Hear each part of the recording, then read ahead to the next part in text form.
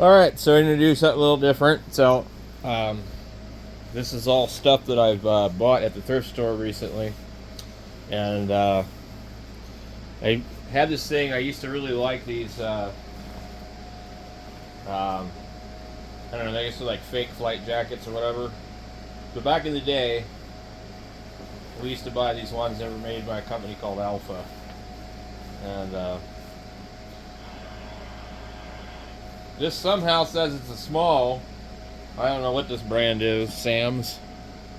Small, but it's definitely like a medium or a large. But anyway, I found this one over there for pretty cheap. And it's kind of got like this weird material that has funny scratch marks in it somewhere. Yeah, like puncture marks or something.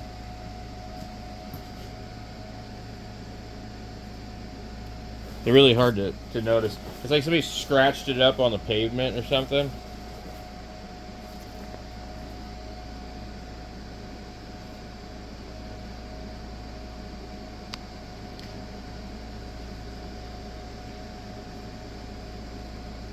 Anyway, um, I'll probably never wear it. That's the sad part. Okay, so let me grab a couple of these other things I got. Um,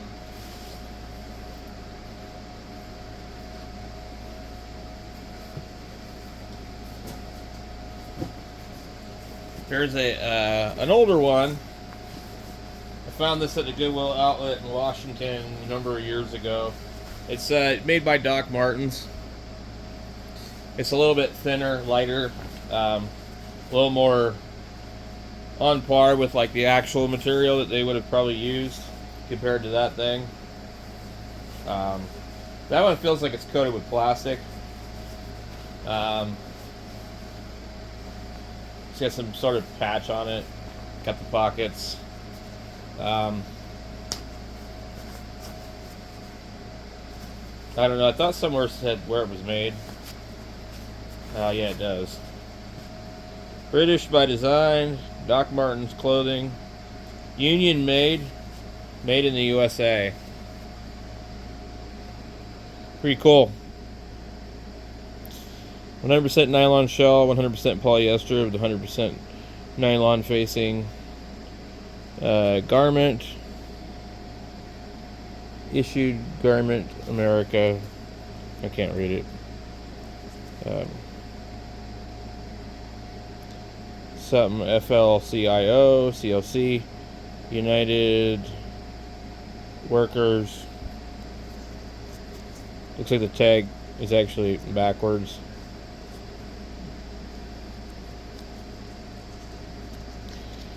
General Executive. So this is pretty crazy that this thing is actually union made in the USA. So it's probably from the 90s. This is my guess. When Doc Martens were really popular.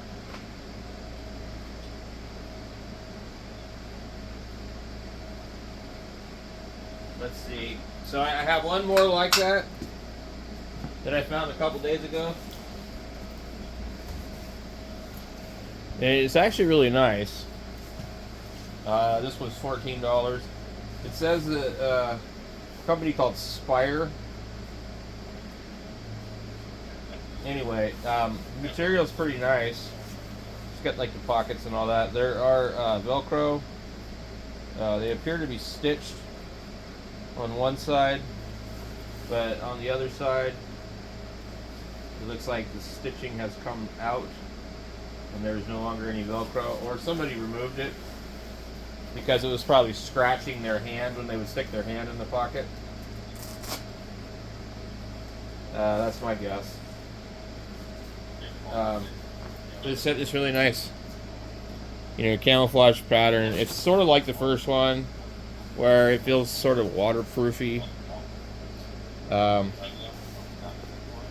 got the little leather piece here.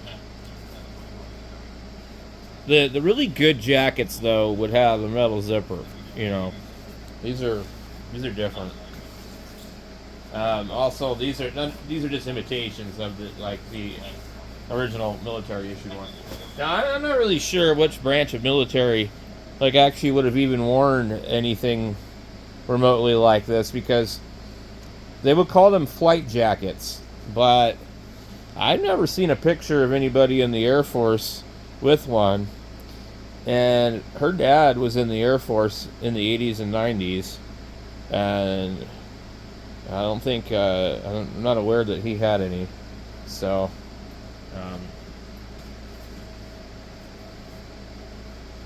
and I've seen other ones with weird furry collars and things like that. But what are the really bad things about these particular jackets? Like back in the 90s when I was in the punk rock thing and all that, was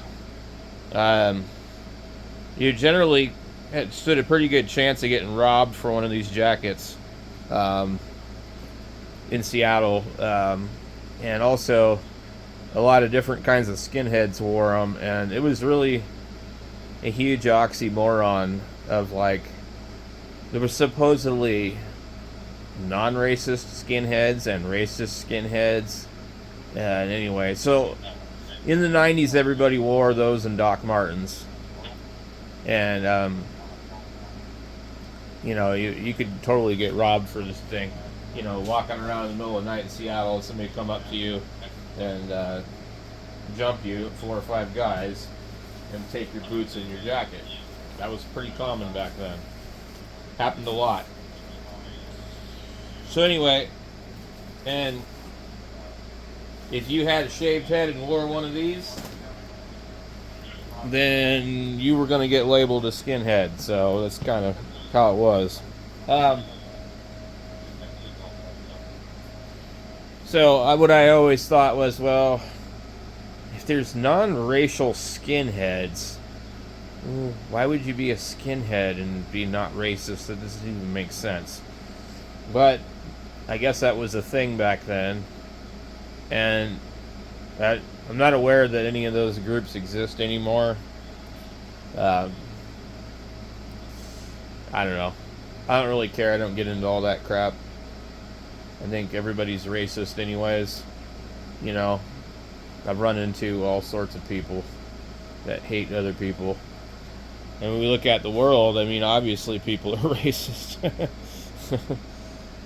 Anyway, I can't talk about that on YouTube. We're talking about coats, and so generally speaking, these were really popular with punk rock kids and skinheads alike. And there's all sorts of different ones. They're kind of more of what I would call a fad. You don't really see anybody wearing them anymore. But they're actually nice little jackets. I mean, this one has a really thick collar on it, but I mean, they're just to keep you warm. But kind of might make you look fat if you're fat. Not necessarily, something I would go working on a car with or something, and get all chewed up. And I've seen a lot of them with cigarette holes burned in them, so they don't handle cigarettes too well.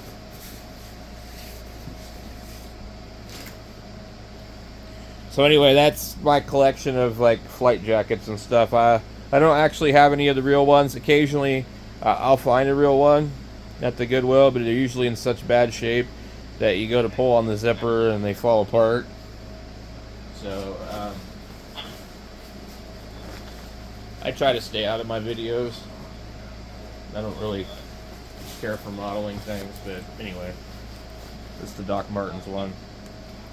So usually what I do is I go to my local Goodwill in the summertime and I look for winter coats, because you won't find them in the winter. And I'm in the high desert, so basically it gets cold here. We got 2 seasons. We got hot and we got cold. And it's not entirely impossible for it to freeze at night and be almost 80 degrees during the daytime. So, I don't know if you can have too many coats. I guess you probably can. This one, the zipper feels crappy on it. So, yeah. I guess, you know, you could have a coat for every day. I have certain coats that I just use to work on stuff, you know, old beat up Carhartt jackets and stuff. I don't go out and do anything, so you don't really need to look a certain way anymore. So, those are the flight jackets, guys. And that is a chair that I bought at the Goodwill recently for $9. And it's made by Serta Mattress Company, and it is comfortable.